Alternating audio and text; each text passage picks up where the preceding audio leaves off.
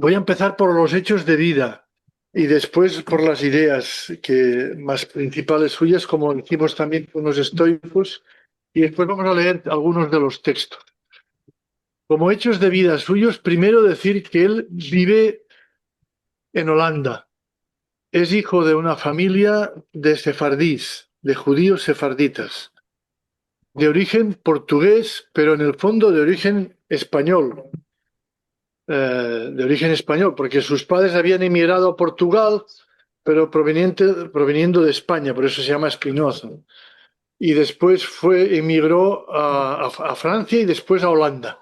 Spinoza també era portuguès, Spinoza, oi? Sí, sí, pero digamos que sus antepasados vienen de España, de la península del sur de España.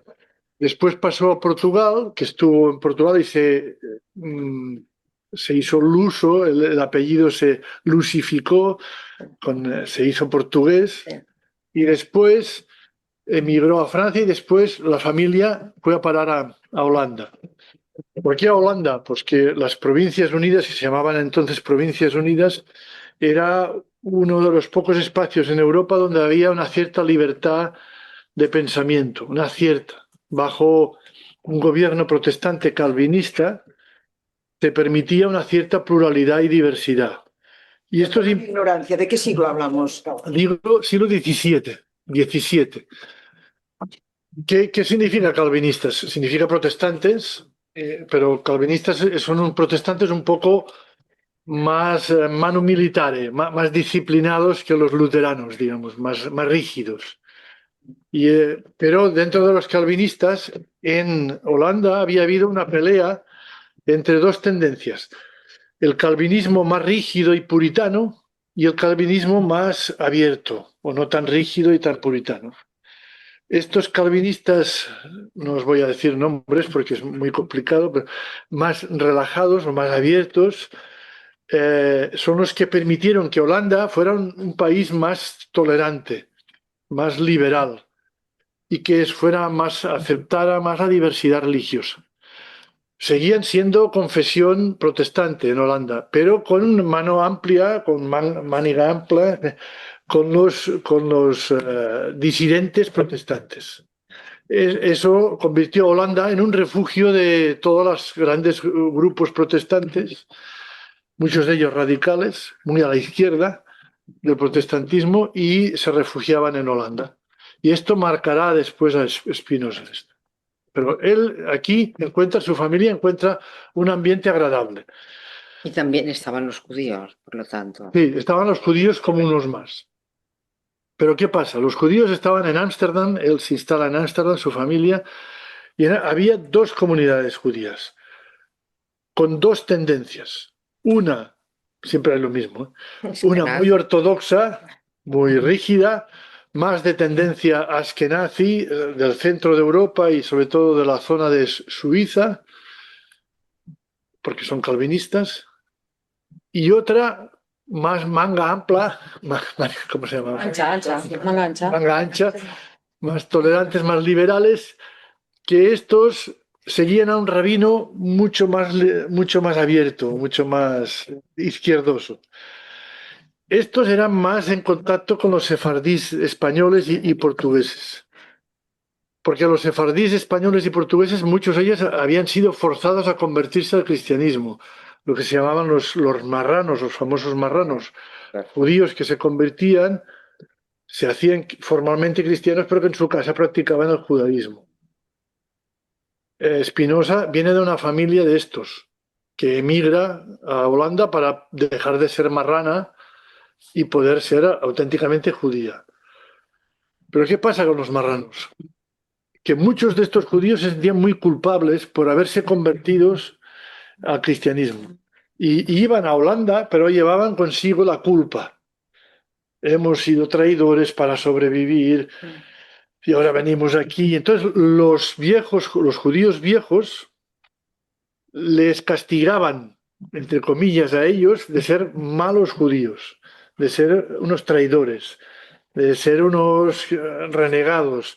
Entonces había una disputa teológica entre los judíos más ortodoxos y los judíos más abiertos, los judíos askenazis y de Suiza, por un lado, los ortodoxos, y los más abiertos, los sefardíes, había una disputa por ver si los judíos que se habían convertido al cristianismo y después habían vuelto al judaísmo, si se podían salvar o no en el cielo, en la otra vida, Se vayan al cel. si irían al cielo. Y aquí esto empezó un cacao impresionante dentro de la comunidad judía. Y los jóvenes de las comunidades sefarditas se rebelaron contra los más ortodoxos y ellos empezaron a hacer investigación, indagación dentro de la comunidad y entre ellos Spinoza. Es muy interesante esto, porque Spinoza está entre el grupo de jóvenes que se rebelan contra los puritanos estos que culpabilizan a los sefardíes, cuando para Spinoza los sefardíes que se habían convertido lo único que hicieron es adaptarse a una situación de supervivencia. Bueno, y esto marcó la juventud de Spinoza, porque, claro, entonces, ¿qué pasó? Empezaron a interpretar las escrituras judías, no solamente la Tanakh, la Biblia, sino también el Talmud y todos los textos judíos de manera más libre, más adaptativa, más camaleónica. Y entonces esto generó unos conflictos abiertos con los otros. Y Spinoza está con el grupo de los rebeldes. Con el grupo de los rebeldes. Estamos hablando de un Spinoza que a lo mejor en esa época tenía entre 18 y 20 años. Y está en ese ambiente. Él verá como a dos compañeros suyos se los pulen y a él, a los 24 años, lo expulsan de la comunidad. Le hacen un jerem, una excomunión. Un jerem que le castigan a todos le castigan a él con expulsarle de la comunidad, pero castigan a toda su familia y amigos a no poder hablar con él, no poder escribirle, no poder leer lo suyo, no poder saludarle en la calle y le aíslan completamente de su comunidad. Es un jerem. Es un jerem, sí. Está absolutamente excluido de la comunidad. No os he traído el texto del jerem, pero es un texto muy, muy duro, donde dice, más o menos dice, a partir de ahora, este Spinoza está excluido, no habléis con él, no leáis sus escritos, no le deis de comer, no le deis trabajo, está condenado y él y todos los que hablen con él irán al infierno de por vida. Madre mía.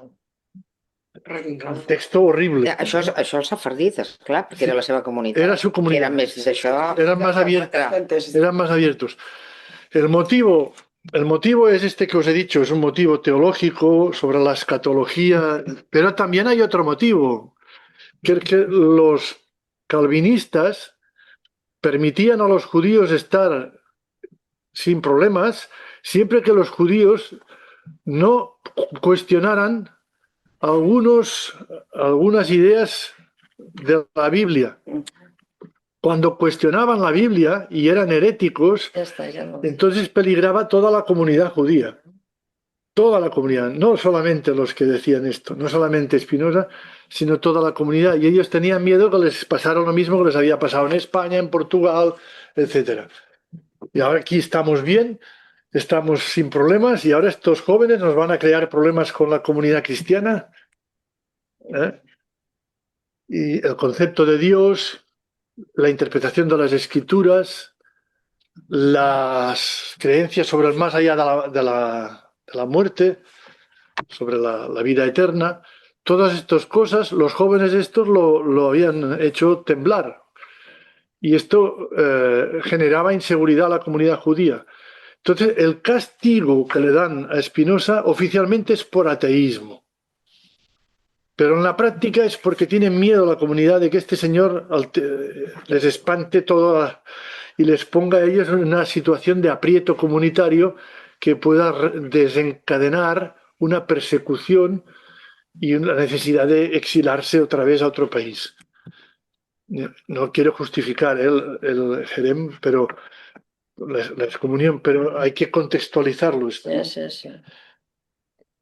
Debían de ver influyente, quizás debían ver que Claro. era muy influyente y que Sí. podía influir, Y que podía condicionar, tambalear toda la comunidad. perturbar la estabilidad de la comunidad.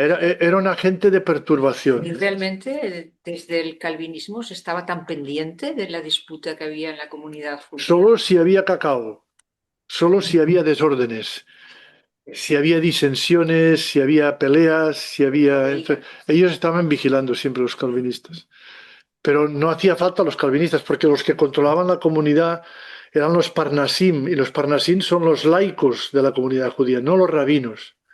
Y los laicos son administradores que están interesados por el comercio y por el status quo y por las relaciones con los cristianos protestantes.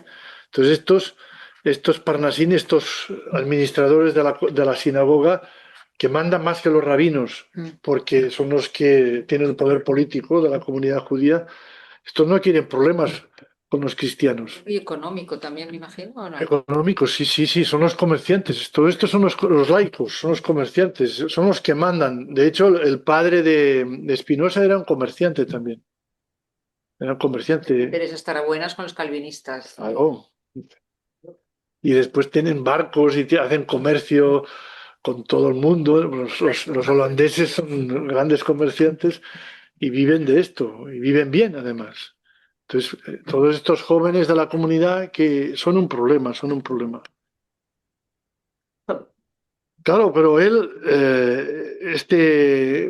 había estado educado por un rabino liberal, y este rabino liberal le había enseñado a interpretar las escrituras de manera liberal, y le había enseñado la cábala, le había enseñado textos de místicos judíos que hablaban del amor y en lugar de hablar de la ley judía. Le había construido una cabeza y un corazón muy abiertos. Fantástico. Y es fantástico, pero muy problemático para los demás.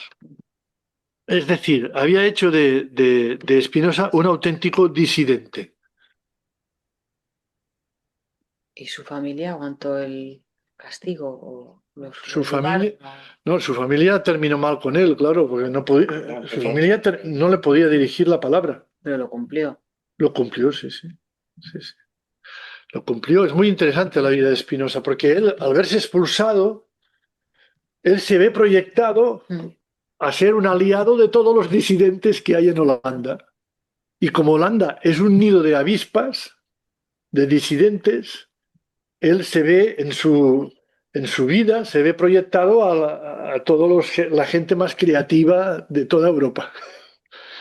Y claro, pasa de ser un judío joven liberal a ser un europeo que está en el nido de avispas de Europa, o sea, donde están los más disidentes, los más radicales de toda Europa.